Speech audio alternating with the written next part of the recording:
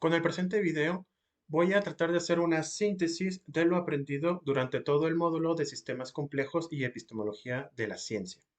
Seré sincero, al principio me costó mucho trabajo cómo estructurar todo el contenido, darle las matices debidas, pero creo que la forma en que lo organicé incluso me ayudó muchísimo a comprenderlo de mayor forma. Para el caso que nos ocupa, se hizo un estudio general de los sistemas complejos atendiendo a sus propiedades o características de los mismos, y posteriormente se abordaron las teorías del estudio que nos permitirán comprender los sistemas complejos. Y en un tercer momento vamos a hablar sobre la epistemología, que aborda las teorías del estudio y por supuesto a los sistemas complejos. En el primer apartado sobre sistemas complejos, llegamos a distinguir los componentes de un sistema complejo y nos aventuramos a buscar una definición de los sistemas complejos. La verdad es que sí existe algunas denominaciones o conceptos que la podamos agrupar los sistemas complejos, pero dichas definiciones no son lo suficiente o son suficientes para poder identificarlos. Como bien decía el doctor Gustavo o Aldana, a los sistemas complejos se les reconoce, así como nosotros reconocemos a una persona que es inteligente, quizás no la podamos definir, pero sabemos que sus características corresponden a una persona inteligente. Así los sistemas complejos, la definición como tal, no la vamos a poder abordar sin que lleguemos a fallar en alguno de los aspectos. Así también pasa, por ejemplo, en el derecho. Existen infinidad de definiciones de derecho o de justicia, pero siempre va a quedar algún hueco al momento de tratar de definirlos. Otro aspecto que se va a abordar en el proyecto corresponde a la distinción entre complejo y complejidad con relación a lo complicado. Esto debido a que lo complejo y lo complicado no son sinónimos, aunque muchas veces lo confundimos. El primero de ellos corresponde a que sus componentes es variado. Mejor dicho, tiene más componentes o se encuentra compuesto por diferentes módulos o partes, y cada una de ellas implica un estudio diferente quizás respecto a otra de sus partes. Incluso se puede decir de que un sistema complejo es complicado. Asimismo, vamos a ver lo que son las propiedades del sistema complejo, como lo es, que es no lineal, es adaptativo, tiene una estructura jerárquica, evolucionan, tienen propiedades emergentes, que esta parte es la más peculiar, si lo puedo decir así, y existe lo que es una autoorganización. Muchos autores incluso utilizan lo de la propiedad emergente para justificar lo complejo que es el sistema, de un sistema complejo, valga la redundancia. Tal es el caso de los movimientos de los estorninos, como se ve en la imagen del lado derecho, cumple con todas las características que se encuentran de su lado izquierdo.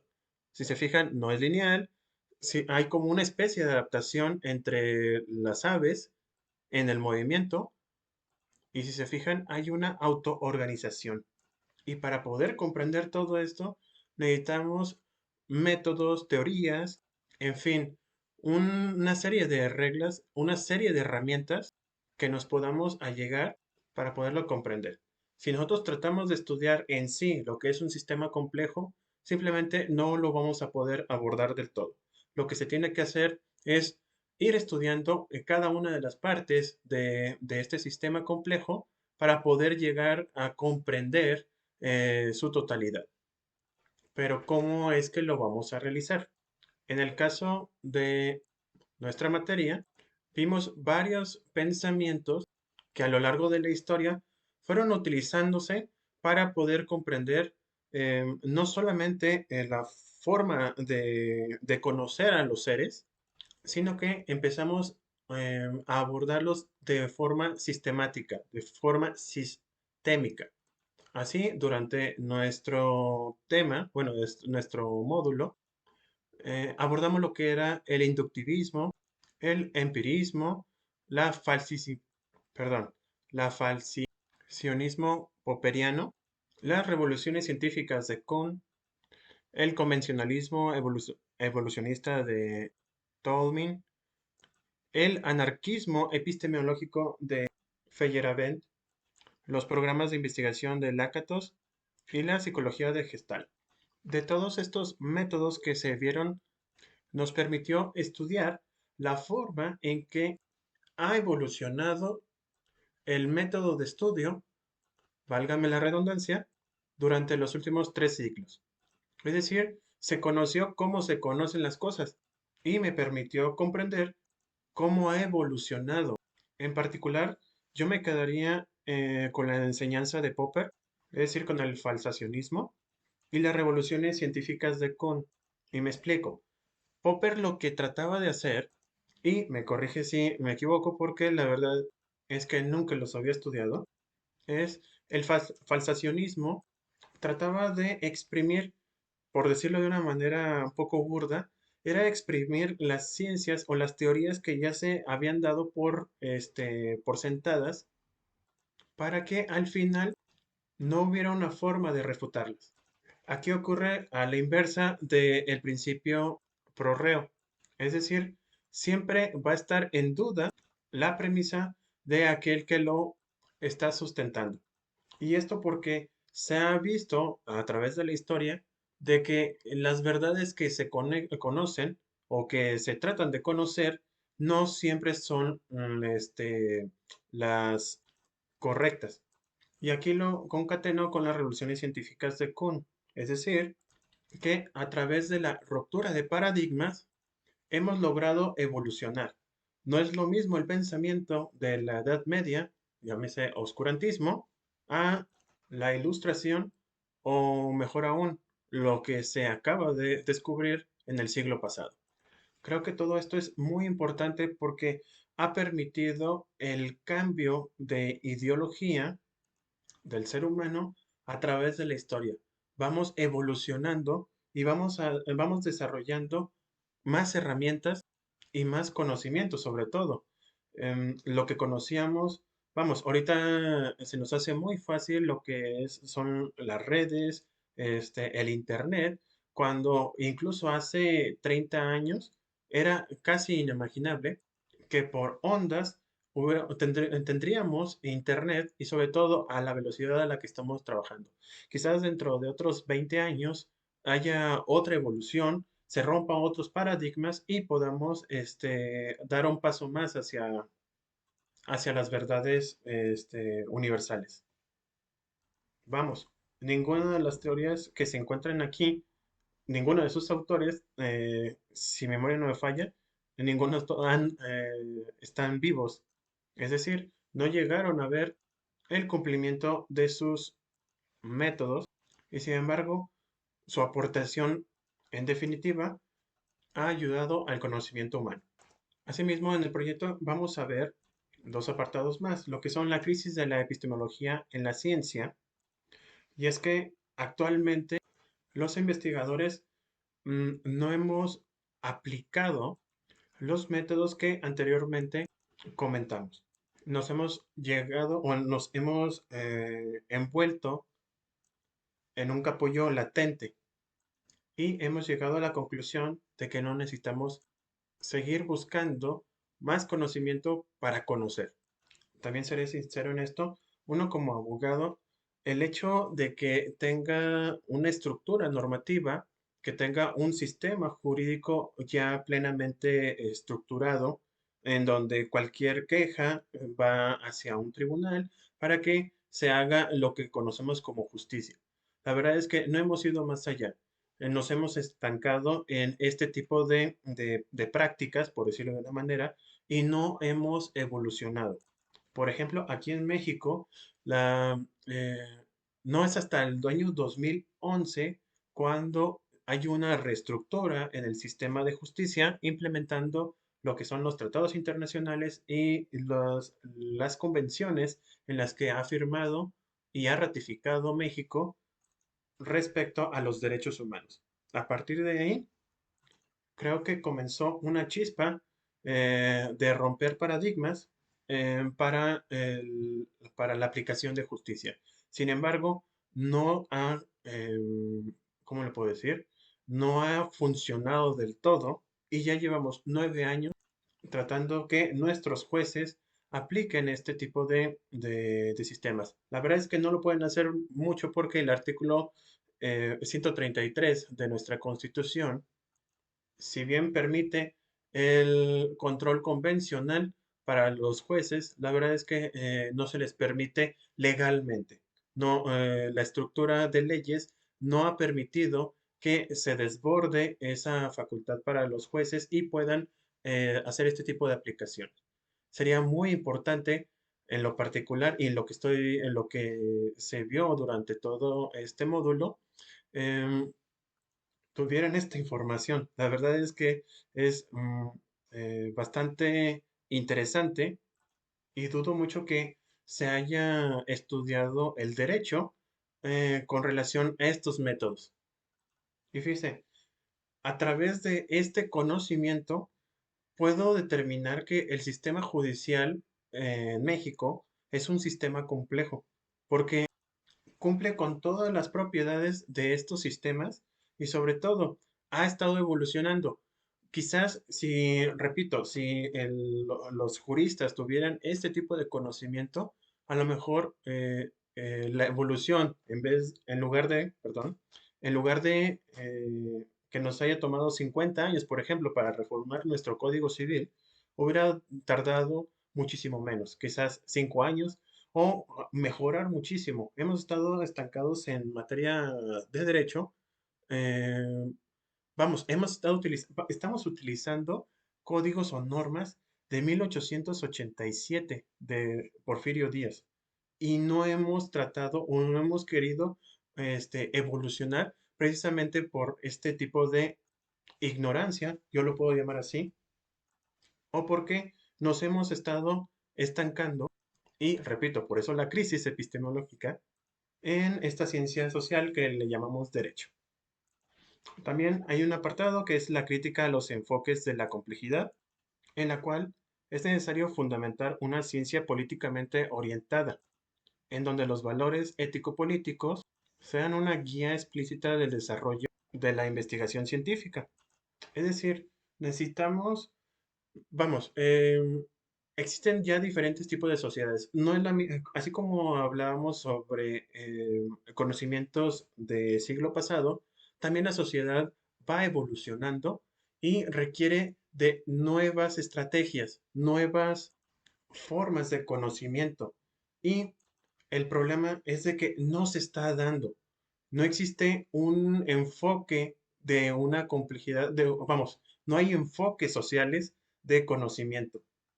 Diría en México, pero aquí en particular en Aguascalientes, por ejemplo, ya hay como sistemas de pobreza. O vamos, a lo mejor siempre han existido estos sistemas de pobreza. Estoy dando una idea, pero a lo mejor han existido desde siempre, pero no me había puesto a analizarlo bajo este prisma, por decirlo de una manera. Entonces, podemos ver que en algunas zonas, sobre todo en el sur y norte de esta ciudad, vemos cómo es el comportamiento social en estas colonias que aplicando estos conocimientos que se vieron, podemos identificar plenamente cuáles son sus características, cuál es la forma de convivencia de estas personas y sus características. Vamos, no digo que por sí mismas sean violentas, que haya robos o que haya algún elemento que podamos disminuirle su valor respecto a todas las demás colonias. Pero vamos, es muy, muy identificable este tipo de convivencias en estas zonas de la ciudad. Y políticamente hablando, no se ha hecho lo suficiente para desentrañar estos ya sistemas, por eso lo traté de emplear. Estos sistemas ya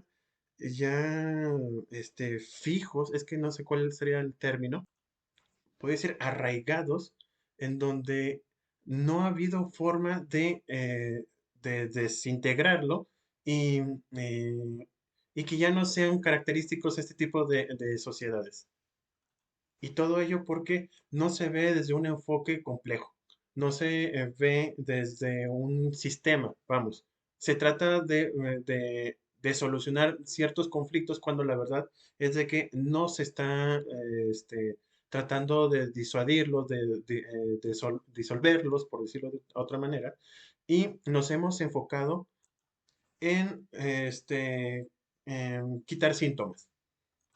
¿Cómo? Dándoles pensión, bueno, le llaman despensas para el alimento, pero no se enfocan más a cuál es la crisis, por qué hay desempleo, por ejemplo, en esas zonas, por qué hay tanta violencia, eh, si la familia completa es disfuncional, ¿por qué es disfuncional? No, lo único que nos hemos enfocado, y por eso la crítica, es valorar solamente, no solamente valorar o analizar unos pequeños aspectos de la situación cuando debiéramos de verlo o focalizarlo de mayor amplitud.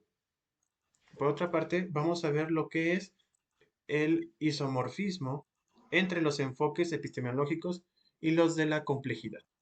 El isomorfismo lo vamos a identificar por la correspondencia entre las estructuras de los objetos, es decir, la correspondencia entre una figura geométrica y su expresión analítica en la fórmula.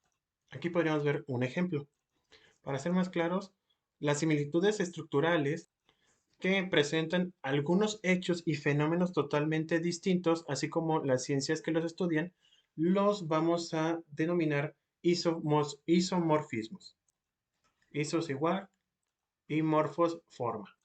Dentro de la lectura, lo que puedo decir rápidamente, o lo que me llegué, es que del estudio de diferentes ciencias que abarcan a un mismo objeto, podemos analizarlas y bueno, analizar los objetos y a partir de el conocimiento de diferentes ciencias, con sus lenguajes, obviamente, vamos a ir formando un concepto de ese objeto y poderlo estudiar.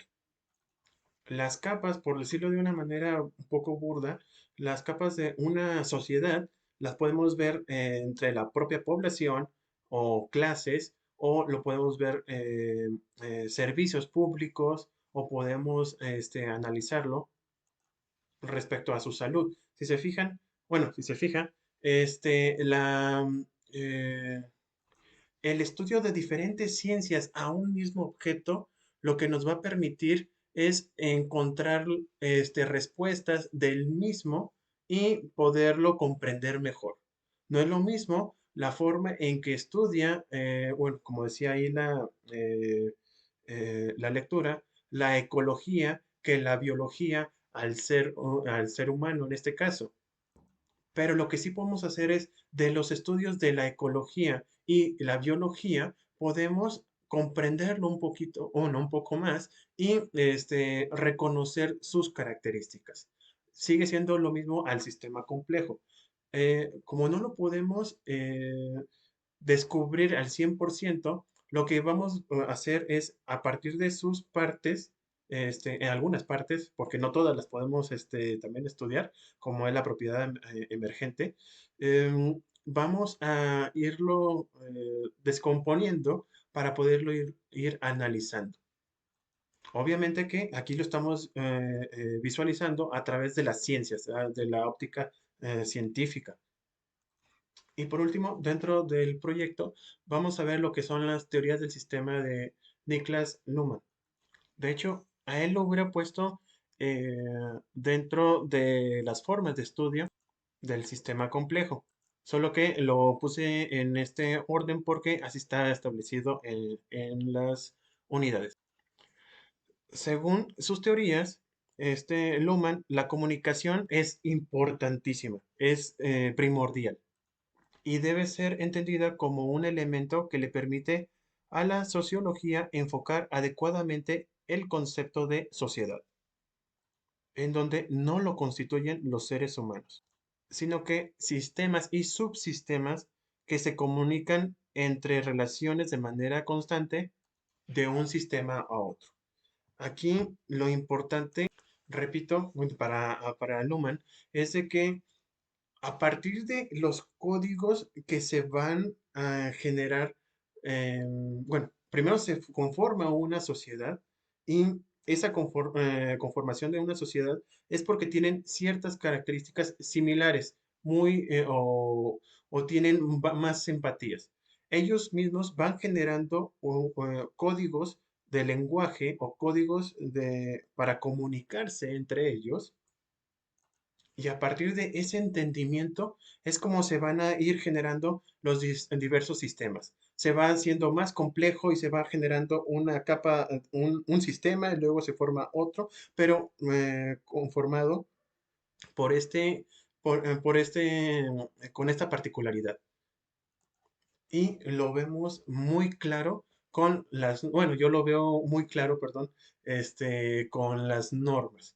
No es lo mismo un sistema jurídico aquí en México que el sistema jurídico británico. El common law va a ser completamente diferente en la forma en que se resuelve o que se aplica la justicia en Estados Unidos, en Inglaterra, en Australia, bueno, los que conforman el common law y el sistema escrito o mixto, por decirlo de una manera, a partir del 2008, cuando se implementa los juicios orales, se empieza a transformar el sistema mexicano para generar la justicia.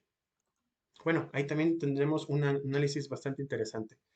Eh, Como le decía, como cada uno de los sistemas o cada una de las sociedades conforma sus propios códigos, al momento de tratar de imponer un nuevo código, se tiene que adaptar. México, repito, desde a partir de 2008, se trataron de hacer juicios orales, los cuales han quedado inmersos al sistema anterior, al sistema mexicano previo al 2008, y se va, se ve claramente cómo ha sido rechazado porque no conforma el código de lenguaje original de los mexicanos.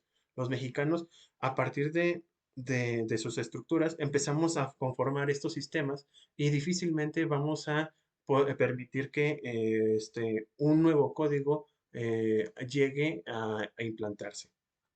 Para no hacer más grande el video, hasta aquí se va a dejar. eh, es en general o en grandes rasgos lo que me permite expresar en el proyecto final de su materia. Muchísimas gracias por, eh, por la información, por este módulo. La verdad, creo que ha sido muy importante para mí.